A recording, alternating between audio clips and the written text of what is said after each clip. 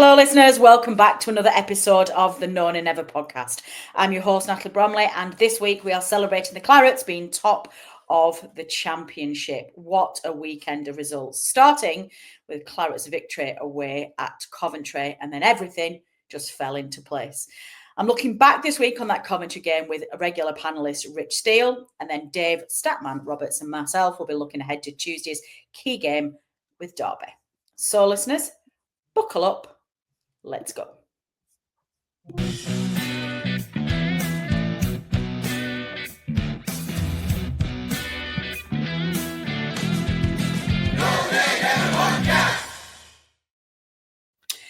Dave, how are you? Welcome back.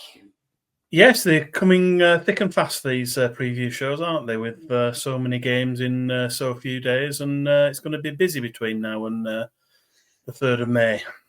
Yeah, it is. I'm tired already. I know it's going to be one of those schedules, I think, where we just have to try and slot them in whenever we can. Dave, I was not expecting to start this week's podcast with the Clarets being at the summit, the very top of the championship table. What a weekend. Weren't you? Weren't you expecting us to be roaring away in the top of the table? I was expecting us to win. I did not expect both Leeds and Sheff United to drop some points. That was unexpected. It was a bonus, yeah. I mean, obviously we were following along, Leeds playing the same time as Burnley. Obviously Luton took the lead and Leeds equalised fairly quickly, but it sounded like Luton gave them a good game and it was maybe a fair result down there. But yeah, we're very pleased with how we did. That's all we can do is win our games. Anything else is a bonus, and we got 2 massive bonuses with that, and especially with the Sheff United defeat at Oxford, which no one was expecting, although we had a tough game down there, didn't we? We drew 0-0 at Oxford. We did actually, yeah, we did. And I think that was probably out of the 2 results, the one that shocked me the most. Leeds looked like they're having a wobble anyway, but Sheff United looked like they were massively resilient. So that was the one that definitely shocked me. And you're right, Burnley just need to take care of their own business, win all of our games between now and the end of the season, and we are back-to-back champions, which will be an impressive feat. I don't know if you've looked at this, Dave, yet, but has anybody ever won 3 championship titles on the bounce in the 3 seasons that have they done a hat-trick of championships?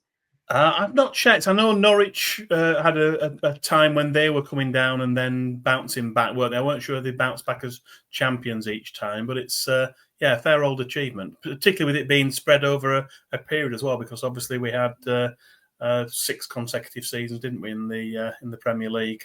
Yeah, in between 15-16 and 22-23. Yeah, I mean, I've been looking at some stats today as well. I've been trying not to do stats when obviously I've got you on board to do them for me, but I think something like we've only lost 5 championship games out of 109. Yeah, that is crazy, really crazy. I think we've only lost one. We've only lost 1 home game. We obviously lost at QPR. We've only lost 1 championship home game out of about 55 or something now as well. Oh, yeah, that is crazy. Well, let's have a look back in before we get going on the stats and looking ahead to tomorrow's night's game away at Derby Clarets, because we're joined by a regular panellist, Rich Steeele, who's going to look back on that Coventry result and talk through some talking points. So let's hand over. Welcome, Rich.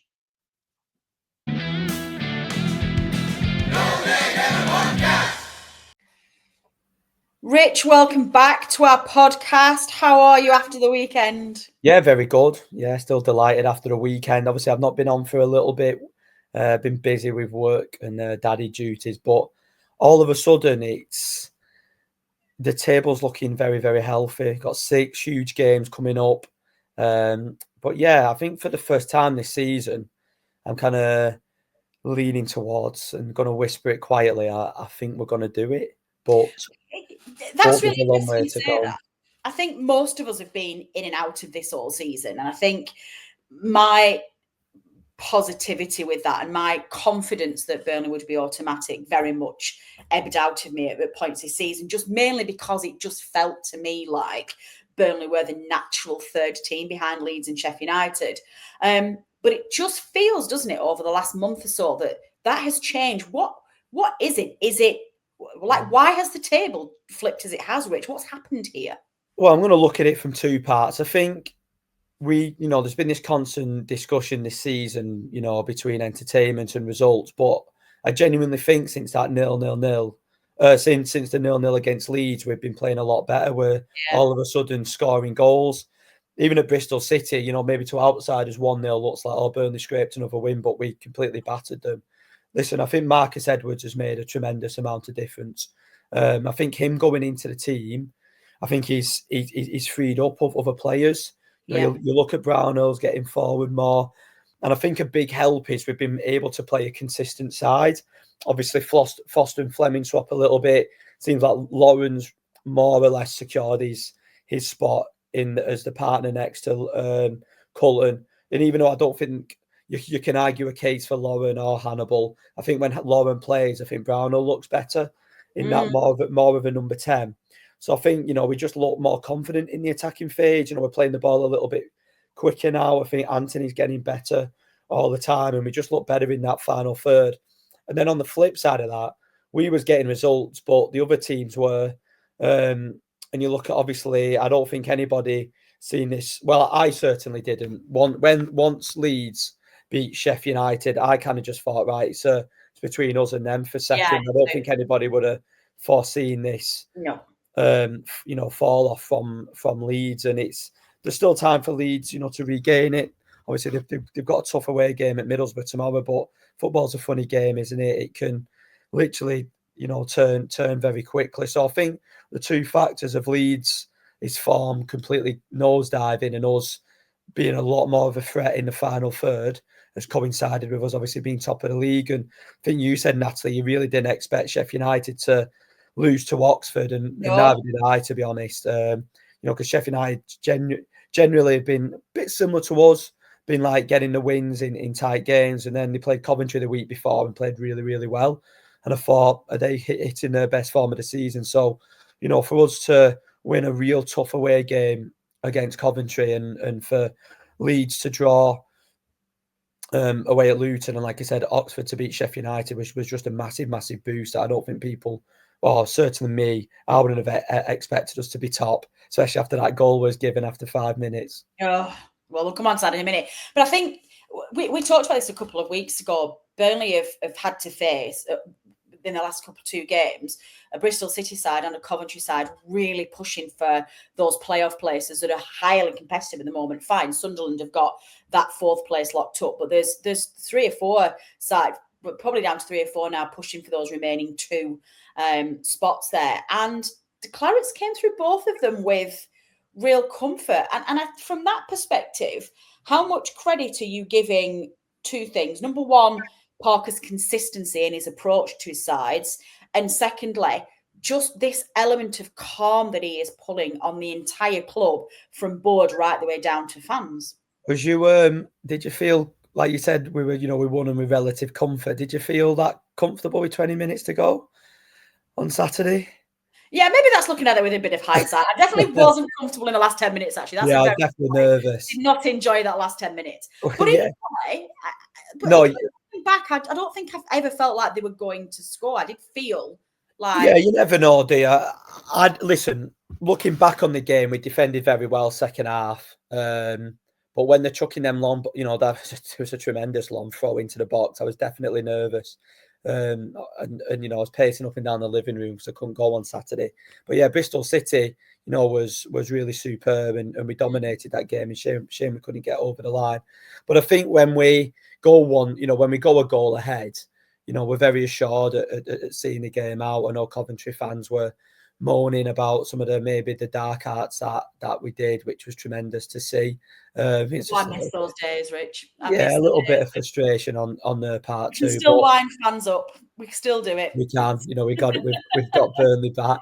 But no, I think like you're seeing, Farker's come out with a couple of big comments recently. He said, he's 100% sure Leeds will be in the Premier League next season. He said it was a good point away at Luton, and Wilder, has come out criticising the fans, which is never right to do, in my opinion. He may have had a point, but I think at this time of the season, even if you feel that, you can't come out with that comment. And people's criticised Parker at times this season. At times the football's not been amazing, but the way he's carried himself on a number of different occasions has been superb. And I think slowly but surely, he's won Burnley fans over. I would get frustrated with some games, but I've always been a big fan of his. Natalie, I've always been a fan of how he's carried himself. I think he's had a challenging job to rebuild the club after that summer transfer window. And like I said, I think it's nice that you feel there is a calmness in the squad and in the club, where Sheff United and Leeds, you do sense a little bit of panic. I think the pressure is on Leeds. People may disagree a bit me on this, but I still think Leeds are the biggest club in the Championship. So the pressure is on them to get promoted, especially with the lead they had. So I think the pressure's more on them than us and Sheffield United, and we just seem to be, just one game at a time. What will be, will be. And I'm just trying to, even though there is a lot of pressure on, I think it seems like the players are just trying to enjoy it. For what it is. That's a good point. They do look very, very calm. It does feel to me like we've had this a lot this season, and even to the point where Leeds came to turf, they've always threatened to run away with it. They've always threatened to take that baton and go and be the runaway leaders, and they've never taken it of Leeds. Like, you look at that game at Turf Moor, that to me was a real turning point that season. They never went for it. He played it so safe against us, and it's already coming back to bite him. Fine, the league may not finish the way it is at this moment in time. They may still get champions. They may still get automatic. But to me, that was a real error, I think, from that Leeds side. I think if they'd have beat us at Turf Moor, they would have had this wrapped up by now. As you say, Sheffield United, I was a little bit more surprised at, because they looked unbeatable at the moment. Not necessarily from a talent perspective. I don't think they're any better than we are, but they just managed to be able to just do what they need to do to get it over the line. But yeah, they'll be very disappointed with that result.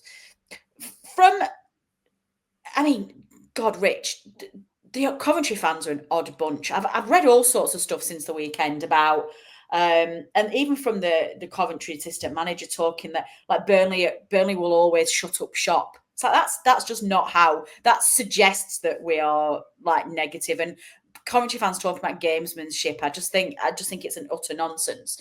But I think they've got some cheek, considering the controversy around that first goal, Rich. Yeah, I just think the referee was terrible for both teams, and I think that's where it should have. For me, I understand where Coventry fans were coming from, because the referee was terrible, but I think Dave missed the point that he was terrible for both, or the whole officiating team was terrible for both games. And this will take some beating. I think it was the worst officiated game that I've seen this season. It was giving fouls for both teams that weren't fouls. It was letting play on for fouls that were given. He lost complete control of the game.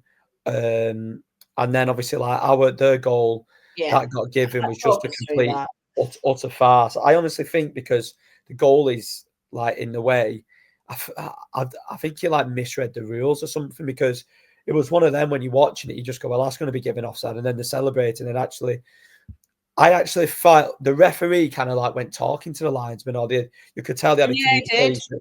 And I actually think the ref knew it was offside, but he didn't want to overturn it. So, and from that moment, there was just complete chaos in the game. So I understand. So what I'm trying to make the point is, I understand why Coventry fans were frustrated, but for them to have the cheek to say that the ref was biased towards Burnley is laughable.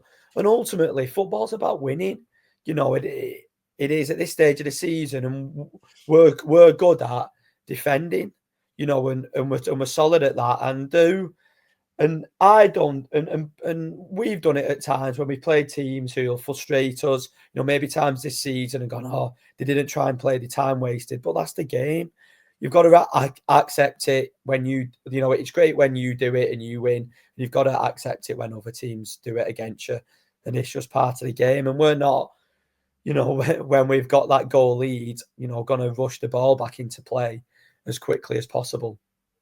So. Just a bit of sour grapes. And, you do see Coventry fans coming on saying, I couldn't watch that Burnley team out every week, blah, blah, blah. Well, you didn't watch us against Bristol City, did you? No, you didn't. And you didn't watch us put 4 past Luton. Yeah.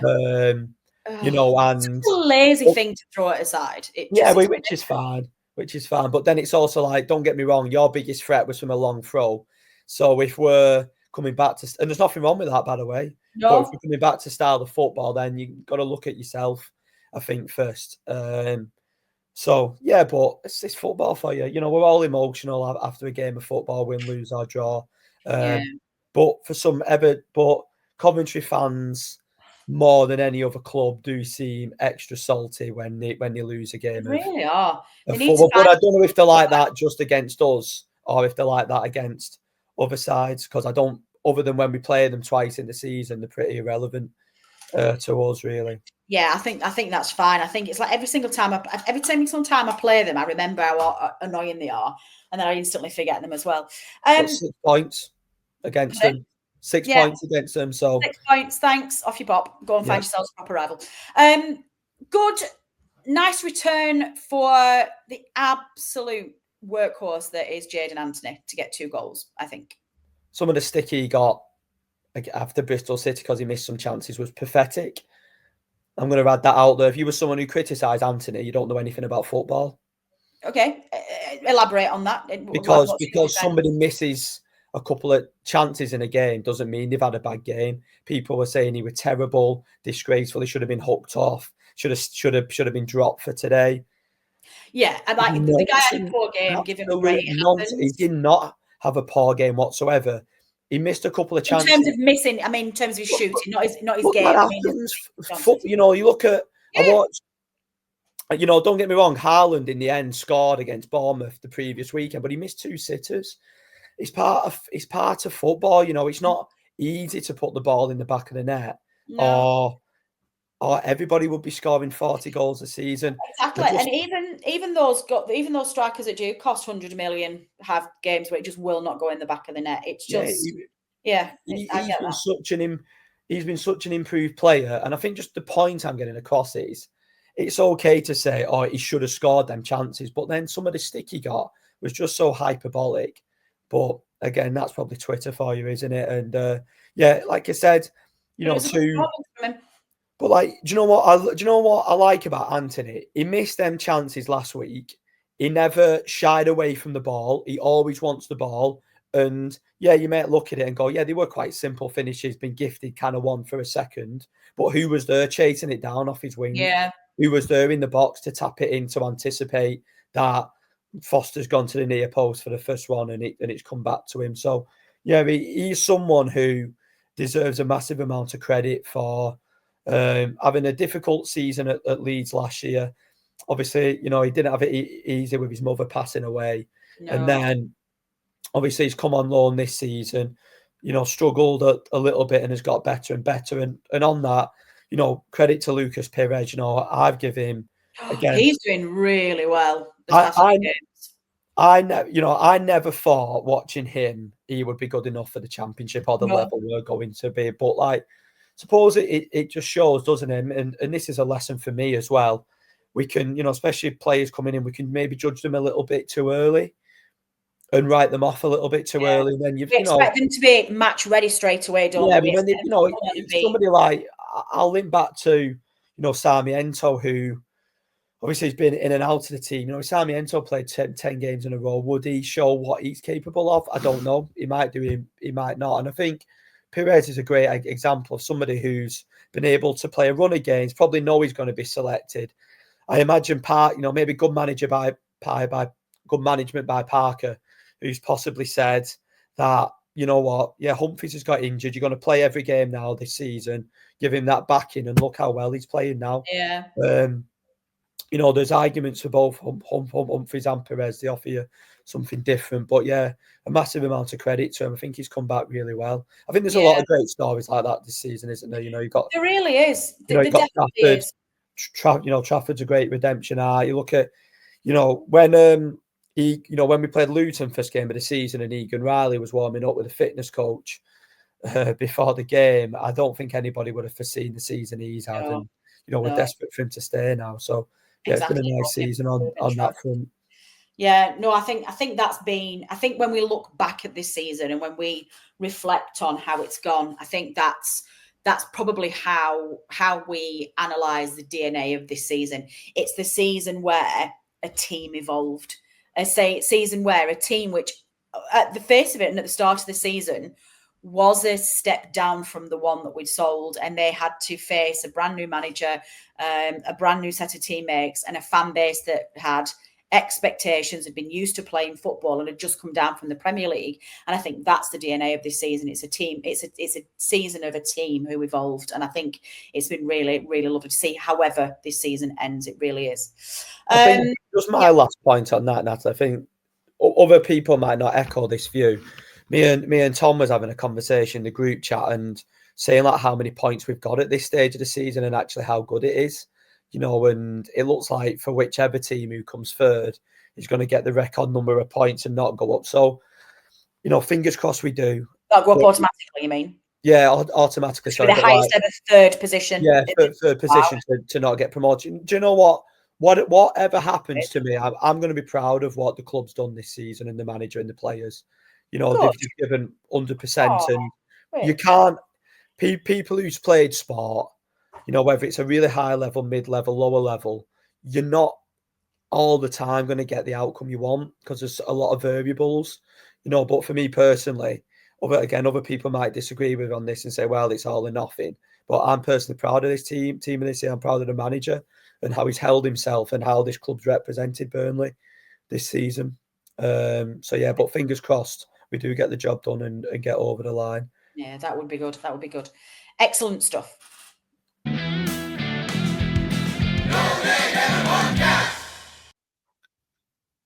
Okay, Dave. Some key points there. I mentioned it in my piece with Rich there. Aside from the fact that Coventry just seem to be an odd bunch in terms of fans, a good solid performance, I think, is how Rich summed that up. Would you agree? Yeah, it was resilient. That went behind to a goal that never should have been. Quite how that was given by the referee and the linesman, I'll never know for their opening goal early on. We came back, we got the equaliser. We got maybe a little bit lucky with the goal to put us in front, but after that we were very resilient. And I don't think Traff had too many saves to make, did he? They had the chance in the first half where they could Haji Wright could have scored again, couldn't he? The ball came across and he was sort of a few inches off getting a toe to that one. That was that's when it came sliding in, wasn't it? I'd forgotten about that one. Yeah, that was. Yeah, there were a couple of times where our defence definitely got tested, I think, this week, which hasn't happened much this season. But even I know Anthony's second goal was relatively fortunate, but it did feel to me like we were going to score a second. I didn't think we were going to concede again, and I certainly didn't feel like we were not going to have another opportunity. I always got that impression in the game, Dave. Yeah, we kept him at bay, and we were very professional the way we saw it out. And as you say, there was quite a lot of histrionics from the Coventry City fans, players, and bench, culminating with a red card for Frank Lampard at the end, which seemed a little bit unnecessary. They're just an odd bunch. Every single time we play them, I always think to myself, they're an odd bunch, and then I instantly forget them. They need to get themselves some proper rivals and stop trying to make beef with everybody else that comes to play with them. Very, very bizarre. Okay, so we have not got time to dwell on being top of the league, or indeed that result away at Coventry, Dave, because straight away, as you mentioned at the outset of the show, we are back in action again tomorrow night away at Derby County, who sit just outside of the bottom three on a goal difference. But as Rich mentioned in his piece, which we'll come on to shortly, the form would suggest otherwise. So let's have a look at that game, because it's going to be a pretty tough fixture, I think, for the Clarets. Why don't you kick us off with a couple of stats just to get us warmed up, please? Along with Burnley, Derby County are one of the 12 founder members of the Football League back in 1888. As a result, there's a rich history of past matches between the two teams. In fact, we have faced each other on more than 100 occasions in all competitions, and this will be the 98th league meeting between the two teams, home and away.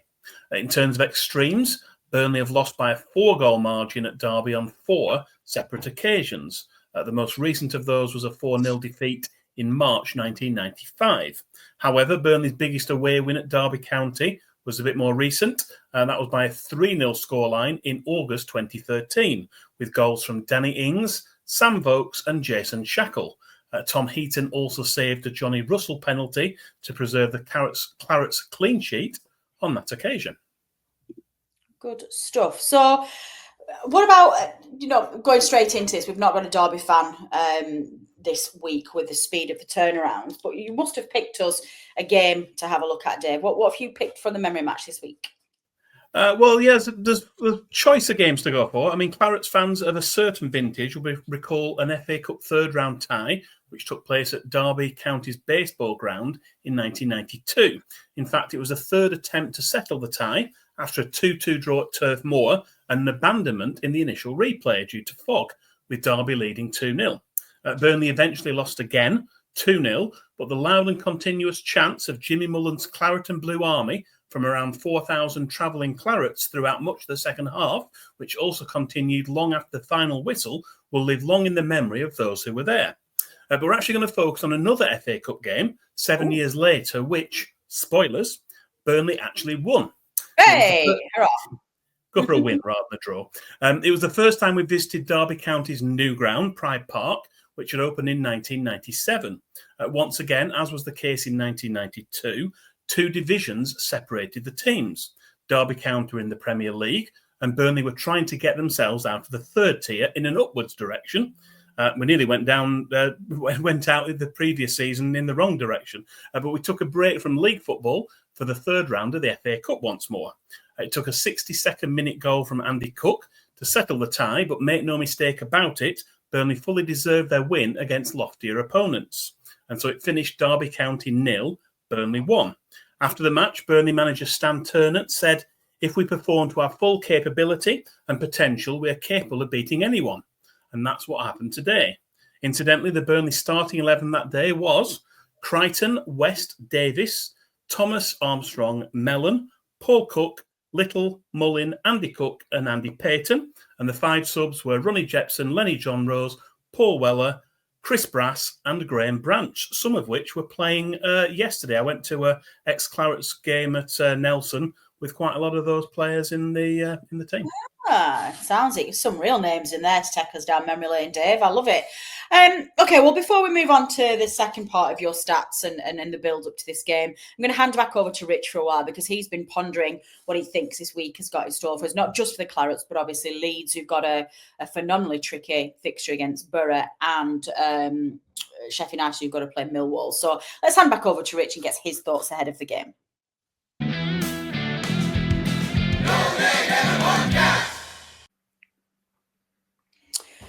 Okay, Rich, so second half of the previous show, we're now looking ahead to the midweek fixtures of this one. I'm going to go straight to the actual ruthless decision before we start getting to the whys and hows and where we get to. Burnley are away at Derby County, who at the moment are literally just outside of the relegation zone by, I think, 1 place. Sheff United at home to Millwall, and Leeds have to go away to Middlesbrough flying high. Middlesbrough look very, very good on Friday night against them lot down the road. Yes, Derby are just outside. They're outside. So Derby are outside the relegation zone by goal difference. Millwall are in 9th at the moment, probably too far ahead outside. Millwall are probably now outside of the playoffs, but you never know. They might still try. It was a tough game against Millwall, though. Like they never give anything up easy, did they? No, exactly. So you would say probably on the basis of that, Burnley have got probably the favourable of the 3 fixtures, but Leeds have definitely got the toughest one with Borough. What are you expecting from those 3 fixtures? If you could, let's go straight to the results thing. What are you expecting? What do you expect each team to do? I actually think even on Millwall won't be easy. I think Sheffield's got the easiest game of paper. I think it's easy to look at Derby and where they are. They've won 4 of the last 5 games. Okay. They're actually second behind us in the form table. So obviously Eustace come in, lost I think the first 3, I might be wrong on that, and then won the next 4. Obviously they lost 1-0 to Swansea at the weekend. It's going to be a really, really tough game. I think we're going to have the vast, it's be different to Coventry.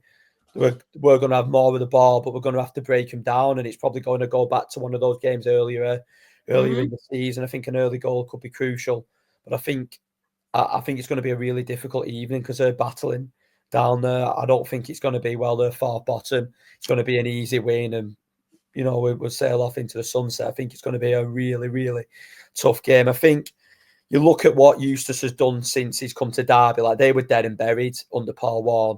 He's come in, got him out the relegation zone on a great run. Yeah, I know they lost it at the weekend. We know how hard it is to win 4 in a row in the Championship. Very, very difficult. So to do then, he's got to tune out the players, and to see the fall off Blackburn's had and all those other issues since Eustace has gone proves he's a very good manager. So it's going to be very tough to beat. But I still think we'll get over the line. I think we're in that stage. You think Burnley's going to win? You think it'll be a Burnley win? Yes. Well, I think going back, let's just pause that there. Let's just pause that because I want to get the results first. We'll come back to Burnley Derby in a second. What do you think Sheff United and Leeds? I think Sheff United will win. I think it'll be close, but I think they'll win. And I think Leeds will either. I just don't think they'll win at Middlesbrough. I think they'll lose or draw. I think they'll lose to Middlesbrough as well. Yeah. So I think it's a massive opportunity for us, but it's going to be a tough game. Excellent. Okay, so heading back then to Derby, obviously we've got that clear. We think it's going to be a pretty difficult game, and there's a lot of that they're a really informed side. How do you think Parker will address that then in terms of being able to have, because we haven't always been able to break down these teams when we've had all that possession and they've been defensive resilience. Do you think that's changed a little bit from our perception at the beginning of the season? Yeah, I'm going to go back to one of my first points I made on the podcast was that I think Edwards coming in has made a big difference. I think we want to. I think teams didn't know how much of a threat he is. They're doubling up on Edwards, and that's even like Brownell's getting more space. Roberts is even like, I think because they know Edwards is the main threat. I think Anthony's getting a little bit. I think Anthony's playing with a bit more freedom. Yeah, since Edwards has left maybe that responsibility, and maybe other teams are concentrating on Edwards. So I think that's been a big factor for us. And I think we're genuinely moving the ball a little bit quicker now. I think we're willing to go a little bit more direct. I think because we're going to have more of the ball, and there's going to be less space in behind than there was against Coventry. I think Fleming will come back into the team. He'll start. Yeah, I think Fleming will start. Yeah. And then it's one of them, like, when there's a midweek game, sometimes Laurent seems to be rested. So, but like Laurent's, he's not the perfect footballer, but he does a very good job for us. And I think we look a better team with him in it. And I really like Hannibal, but are they going to swap them two again? I personally would. The only change I'm probably a rarity, but I'm one who still really likes Foster and got faith in him. But I think for this game, I just think for this game, I think Fleming's physicality will be more suited. So, like I said, I think it'll be close, but that's how I would approach it. But just got to, I think there's an element of staying patient when teams stay deep, but you've got to move the ball quickly. There's no point moving the ball slowly when teams are sitting behind. But, Derby might surprise us. They might get on the front foot and play more. But under Eustace, they're going to be direct, try and win second balls, turn us around, hit the channels, set pieces. So I think it'll be that type of game. But we know now with this side, we can stand up to that. So exciting times. Do you? Sorry, I was half listening at the same time, and I couldn't quite figure out what you're doing. Are you keeping Loren in then, or are you going to? I would to rest him. I would keep him in. Obviously, I don't know if it's a question up. Yeah, I would keep him in, and the only change we'd make would be Fleming for Foster. But I don't know if there's they swap him around because of fitness, because they both work really hard off the ball. So yeah. Okay, sounds good. Give us a score prediction then, please, before we let you go. 1-0. I cannot watch a 1-0. I can't do it. I'll be on kittens. But you said it was comfortable against Coventry. Yeah, I lied. In hindsight, I'm results orientated. Now I'm over it, and I've slept a couple times. I'm like, I was well chilled. There's a lot of excitement mixed with nerves, isn't there, at this stage? You look forward to the games more than you probably did in November, but there's a lot more riding on them. Yeah. Do you know what? You and I talked about this in our group chat, I think, on Saturday, and one of the things I can be guilty of sometimes is defaulting to the narrative of this season, that I've been bored this season. And generally speaking, I have been. But you're absolutely right. It's too lazy of me to just default to that position and say it's just been a boring season, because since the beginning of February time, it has got better. It has got better to watch. The handbrake's gone off a little bit. It has been more proactive. We've seen more goals, and it has been. I've enjoyed it a lot. What was the game that I really hated the first half of? Was it, we were a home game, and I was like, I really hated Natalie. I can't remember. Do you remember? It was, but from the second half of that game, whichever game it was, where we played much better in the second half. And since then, I think we've just been so much better. And you're absolutely right. It serves as a good reminder that in the second half of the season, we've been a lot more entertaining than I think people are giving us credit for. Well, in the last 10 games, we've scored 19. So it's pretty much 2 goals a game. Yeah. So that's, and conceded 3 in that time. So, yeah. I think we've been able to still be solid, but score more goals. Which is what we wanted. That's what we wanted to happen. And we just struggled. Like you say, we just needed that missing piece of the jigsaw. Excellent stuff. Right. I'm saying this every single podcast until we get to the end of the season, with all of our analysts who are on the show. Where do Burnley finish? First. As at this moment in time, where do you think we'll finish? First. Excellent. Rich, Steeele, Burnley going for the title. Excellent. Rich, thank you very much. We'll hopefully see you towards the end of the week, or if not, next week. Thank you very much. See you soon, listeners, and I hope you enjoy the podcast.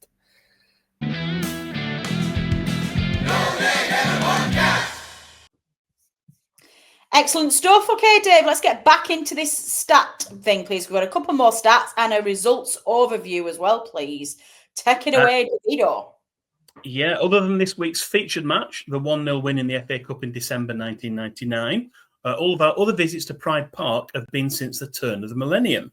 In fact, that game should have been in the millennium, but it was played early, if you recall, the third round, because it was the season that they changed it around, didn't they? And we played early. It was when Manchester United dipped out of the competition. Prior to that, though, prior to that, Derby's home ground was the baseball ground for the most part, although we did play 6 times at the county ground in Derby, which remains the home of Derbyshire Cricket Club, and which also hosted the first FA Cup final match played outside London. That was a replay of the 1886 final, although I think we'll skip over the other details of that match. Back to more recent times, and Burnley are unbeaten on each of our last 6 visits to Pride Park between 2009 and 2015, although it's approaching almost a decade since we played there. We won 4 and drew 2 of those 6 most recent away games, and our last away trip there early on in the 2015-16 Championship title-winning season finished as a goalless draw. That was in September of 2015. Oh, excellent stuff. Some good stats there. Okay, well, let's have a very quick look then at what you've picked for our quick results overview. How do we fare against the Rams away at Derby? We had a bit of a change on this one. Unlike Coventry City last time around, where we had an away win percentage of more than 50%, this week's historical stats revert back to the mean, with around a 25% win percentage in away matches at Derby County overall. That overall past away record in this fixture stands at played 51, but we've won 13, drawn 10 and lost 28. In terms of goals scored, Burnley have scored 57 and conceded 96. Excellent stuff. How are you feeling, Dave, ahead of the game? I think it'll be a tricky one. I mean, as you say, the positions perhaps... Their position is perhaps a little bit not really a reflection of their current form. They've picked up a little bit in recent times under new management, obviously leaving Blackburn Rovers and joining Derby County as manager. So I think that they've had a little bit of a... They struggled the first couple of games, but since then they've built on it. So they've had a bit of a bounce, I suppose, from that perspective, and given themselves a decent fighting chance of getting out of that bottom 3. So they'll be fighting for their lives. It's a home game. I think we've got to be very wary of that. On paper, you look at it, maybe Coventry was the tougher game of the 2, and maybe that is still the case. But we've got that win under our belts. We've got to just keep that momentum up, because we know that one slip up and the other 2 are ready there to build the pressure for those final 6 games. And I think there will be twists and turns. You look at the stats in terms of likelihood now of getting automatic promotion or winning the title. Burnley are favourites again for that. But one result in the wrong direction, it can flip again. It's so tight to the top with those top three. Yeah, so we heard obviously what Rich had to say about this and what his thoughts were. What about you? You know, if you could look at this next game week's fixtures, how do you think? You know, what do you think Sheffield United and Leeds will do? What do you think we will do to start off with? I'm confident that we can go there and get a win if we continue playing the way we have and keep that mentality and don't lose focus. I mean, I'm sure Scott Parker's trying to keep the players' feet on the ground and they won't be getting carried away with going top of the table. And it just does seem to be that sort of relentless attitude that we had in the 2015-16 season where we kept getting results, didn't we? I mean, remember that home game against Middlesbrough coming from behind. Yeah. We were coming from behind in games, winning them 1-0. We weren't sort of running away with matches, but we were relentless, and we seem to have that mentality again. So yeah, I think the players will be grounded. We'll go out with that same attitude, and it's got us this far. I think we had drawn too many games earlier in the season. We've won, I think, something like 8 out of the last 10. And we're on a really, really good run. We just got to keep that going. The other point as well is whether we'll make some changes, playing Saturday, Tuesday, and then Friday, whether he might decide to freshen that up. He only made one change on Saturday, Lyle Foster coming in for Zian Fleming, whether we might see 2 or 3 changes possibly, or whether he'll be tempted to go with it. I think almost the team he's got now, maybe that's his strongest side. It does seem to have settled down quite a bit, doesn't it, in terms of the starting 11? But whether you can keep doing that week in, week out when you're playing Saturday, Tuesday, or Saturday, Tuesday, Friday, you've got a squad, and we've got a decent squad. We've got strong players on the bench. Whether we might just try and freshen it with 1 or 2 that will come in and get their chance. And I think it'll be interesting to see what that starting 11 is on Tuesday, and then again on Friday for the Norwich game. Yeah, no, that's some really good points there. So finishing off that section then, what do you think Leeds and Sheffield United are going to do?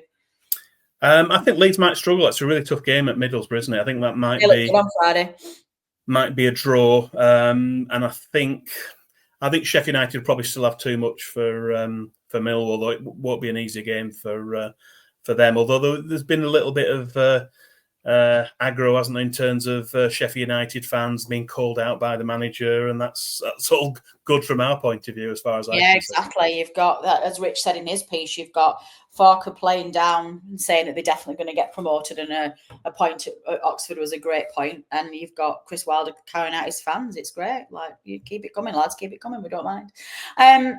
Okay, before we move on to the referees' details then at the end of this week, please do have a look. If I can find my graphics, 1 second. Please do keep an eye on Dave's databank of very impressive stats. Those of you who are watching this via our YouTube channel, you'll be able to see the graphic there that's got all the details on it. But Dave, those of our listeners who are listening to this via the podcast channel, how do they get your stats page, please? I've just got a short link set up for it. So if you navigate to the following website, it is bit.ly/ and then all in uppercase Burnley Stats QL. So it's bit.ly Burnley Stats QL, and that's the menu page that takes you off in all sorts of different directions depending on what you're interested in, and there's plenty to explore. Takes you down the rabbit hole that is Dave Roberts' mind. There you go, listeners. How can you not be tempted with that? Go on, unravel Dave Roberts' mind. Okay, then, Dave, do you want to finish us off then, please, with referees' details? Who we got tomorrow night? Yeah, we've got the younger of the 2 Madley brothers, Bobby. He'll be in charge at Pride Park on Tuesday evening.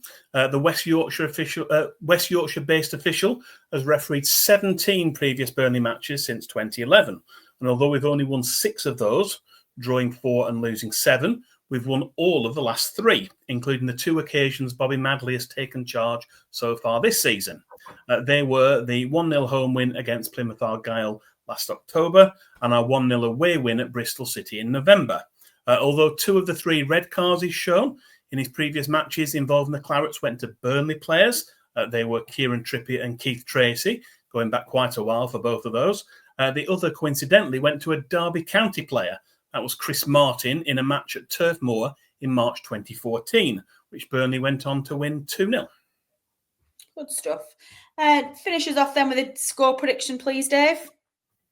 I think Burnley will win, but I think I'm not sure we're going to get a lot of goals. I think, again, it might just be a 1-0, so I'm going to go with a 1-0 Burnley away win. Excellent stuff. Well, I think we are going to have too much for them. I think Derby are down there for a reason. I know that they've got a good run of form at the moment, but they are still at the bottom of the table. We are going for automatic promotion. I think we're going to be too strong for them, and I think we're going to score some goals. We created some chances at Saturday and we were looking good. So I'm going to say 3-0. Listeners, you know the drill by now. Please, those of you who are watching via YouTube, drop us a comment in the section. Drop us a comment in the comment section below. Let us know what you think the score prediction is going to be. While you're at it, turn on the subscription button and notifications so you do not miss another episode of our podcast.